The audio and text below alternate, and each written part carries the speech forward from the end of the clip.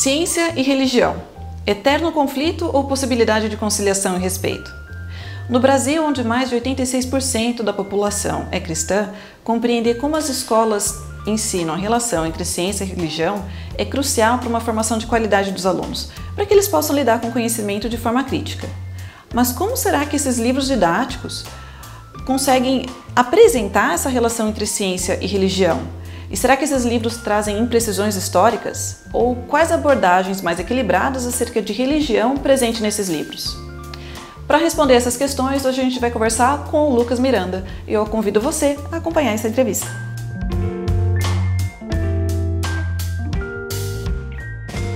Lucas Miranda é físico, professor, divulgador científico e mestre em divulgação científica e cultural pela Unicamp. Ele obteve o título de mestre em 2018 com o projeto A Relação Histórica entre Ciência e Religião, uma análise do letramento científico promovido por livros didáticos do ensino médio. Lucas, primeiramente, obrigada por estar aqui com a gente hoje, participando do Fala de Mestres. Eu vou fazer o seguinte, eu vou tentar explicar mais ou menos o que foi o objetivo e a metodologia da sua pesquisa. Se eu falar alguma coisa errada, fica à vontade para me corrigir aí. Bom, então o objetivo da pesquisa do Lucas era o de fazer uma comparação da abordagem da relação entre ciência e religião dos livros didáticos do ensino médio com as pesquisas contemporâneas da área.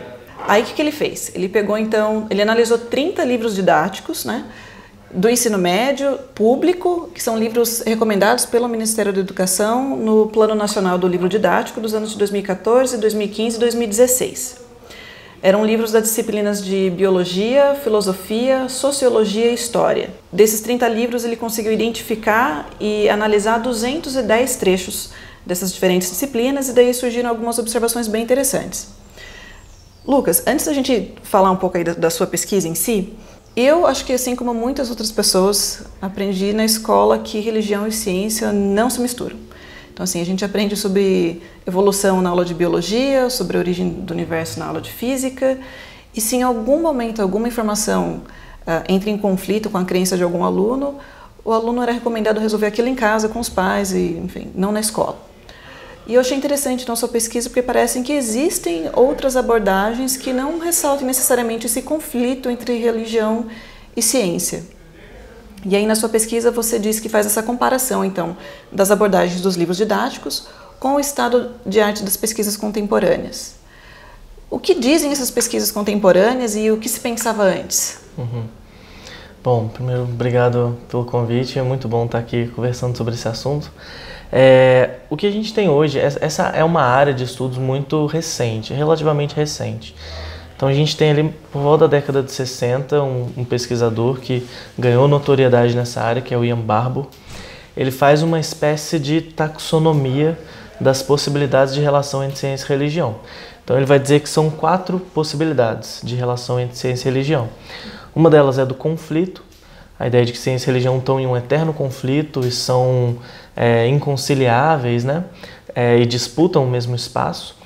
A hipótese da independência, que é o que você falou, a ideia de que ciência é uma coisa, religião é outra, elas não se misturam, elas não se interferem.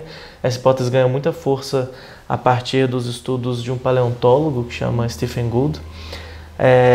A hipótese do diálogo, que é a ideia de que ciência e religião podem dialogar eventualmente, uma pode emprestar discussões para outra, então a ciência pode aproveitar alguma coisa que a religião tenha discutido, ou a religião pode aproveitar avanços científicos para trazer para a religião, mas ainda assim, cada uma no seu canto. E a quarta hipótese do Barbour, que é da integração, que seria uma relação muito mais estreita. É você, por exemplo, assumir que uma religião, um grupo de religiosos podem modificar suas crenças por causa de alguma descoberta nova da ciência. E aí, mais recentemente, a gente tem a tese da complexidade, que hoje é a teoria mais aceita, do John Brooke. E ele basicamente vai dizer, olha, a gente não consegue explicar a complexidade das relações entre ciência e religião usando alguma das 4 hipóteses do Barbour isoladamente.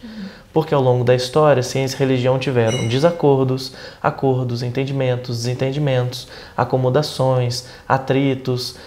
E aí, mais recentemente, um autor chamado Peter Harrison ele vai corroborando essa tese do John Brooke da complexidade. Ele vai dizer, num livro de 2015 dele até, o que a gente está chamando de ciência e de religião? A ciência não é uma coisa unívoca, homogênea e que é a mesma em todos os períodos da história. Da mesma forma, a religião não é uma coisa, não existe uma definição de a religião que englobe todas as religiões no mundo. Então a gente tem que ter um olhar muito mais cuidadoso e evitar generalizações, evitar transformar essas duas coisas complexas em personagens rasos. Uhum. O que caracterizaria um trecho que demonstra uma relação de independência ou de conflito, por exemplo? O que eu fiz nos livros de biologia foi, eu tinha 4 coleções de livros para analisar. Uma dessas coleções a gente identificou como defendendo principalmente a hipótese do conflito. Por quê? A gente encontrou nesse livro citações mostrando explicitamente, onde os autores mostravam que eles defendiam a ideia de que a ciência ela foi barrada pela religião, a religião foi um empecilho para a ciência. Eles mostram eventos históricos onde a ciência e a religião brigaram ao longo da história. Então eles defendem essa ideia, através de citações, de que ciência e religião nunca se deram bem e sempre estão em um atrito disputando o mesmo espaço. 2 outras coleções de biologia vão defender que, na verdade, ciência é uma coisa, religião é outra e elas não se interferem. Então isso caracteriza a hipótese da independência, E uma das coleções a gente não conseguiu identificar com clareza qual concepção ela trazia, porque foram pouquíssimas citações encontradas. Uhum. Você também disse que você analisou não só os livros dos alunos, como também o manual do professor. E aí parece que as abordagens são diferentes dependendo do tipo de livro também. Como é que isso se dá? Isso ficou muito claro, mas no finalzinho da pesquisa eu comecei a perceber que quando o autor ele defende a concepção da independência, ele não se sente ameaçado pela religião, porque ele entende que religião é uma coisa, ciência é outra, os dois não se interferem.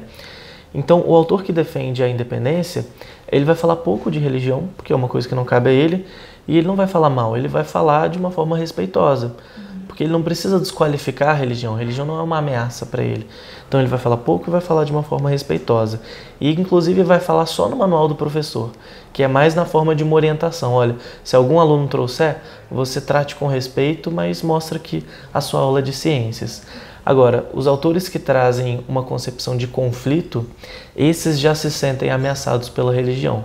Eles sentem que a religião disputa o mesmo espaço que a ciência. Então, é muito coerente que ele faça o quê? Que ele ataque a religião, que ele desqualifique a religião. Então, os autores que defendem o conflito, eles vão, em geral, falar mais de religião, falar no livro do aluno e não no manual do professor, para o aluno ter acesso a isso, e vão falar mal de religião. Eles vão desqualificar ela para sobressair a ciência. Então isso foi muito evidente. Então a gente teria essa questão da independência, mas tem a teoria da complexidade que você falou. Então a da complexidade já seria uma maneira de unir, não de respeitar cada uma na sua área, mas de unir as duas, o que seria? Não necessariamente de unir, mas de entender que não é tão simples assim. As duas não caminham sempre separadamente, as duas não caminham sempre em conflito, até porque as duas não são as duas, são milhões. Existem várias religiões que interagem de formas diferentes com as várias ciências que existem. E, na verdade, nem são religiões e ciências que interagem, são religiosos e cientistas. Então, a história ela é muito mais complexa, Então, a tese da complexidade traz isso.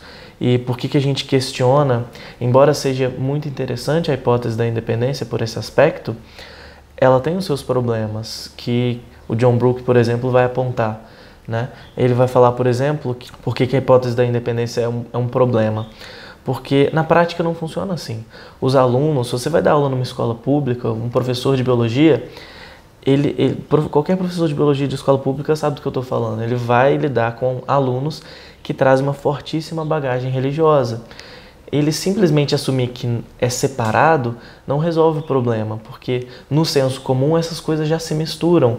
Ciência com misticismo, com religião, com pseudociência, tudo isso já está misturado no senso comum. Então só assumir que não está misturado não adianta, não resolve o problema. Você também disse que na sua pesquisa você encontrou algumas imprecisões históricas.